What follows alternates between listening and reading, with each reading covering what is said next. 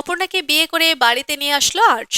অপর্ণাকে বরণ করলো রাজলক্ষ্মী। হ্যাঁ বন্ধুরা, আমরা এমনটা দেখতে পাবো চিরদিন তুমি যে আমার ধারাবাহিকের আগামী পর্বগুলোতে। বিস্তারিত জানতে ভিডিওতে লাইক দিয়ে শেষ পর্যন্ত দেখতে থাকুন।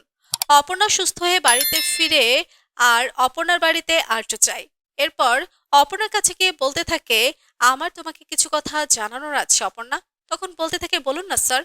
আর্য তখন কিছু বলতে যাবে, ওই মুহূর্তে সেখানে কিঙ্কর চলে আসে আর কিঙ্কর এসে বলে, আর্য স্যার আমার সাথে আপনি একটু বাইরে আসবেন, আপনার সাথে আমার কিছু কথা আছে। তখন আর্য অপর্ণাকে বলে, আমি একটু আসছি, এই বলে বাইরে যায় আর্য। তখন আর্যকে কিঙ্কর নিষেধ করে সবকিছু জানাতে। আর্য তখন কিঙ্করকে বলতে থাকে, শোন আমি তোকে বলছি, অপর্ণাকে আজ আমি সব সত্যিটা বলে দিব। আর্য, আমি ওকে কোনো কথাই এড়িয়ে যাব না, আর মিথ্যে বলবো না, আর মিথ্যে বলবো না। কিঙ্কর, আমি এক্ষুনি যাচ্ছি, ওকে সব সত্যিটা বলে দেব। আজ আমি কোনো কিছুই গোপন করব না বলে আমাকে দিতেই হবে। এই বলে আর্য সেখান থেকে চলে যেতে লাগে। তখন পেছন দিক থেকে কিঙ্কর চিৎকার করে বলে ওঠে, আর্য।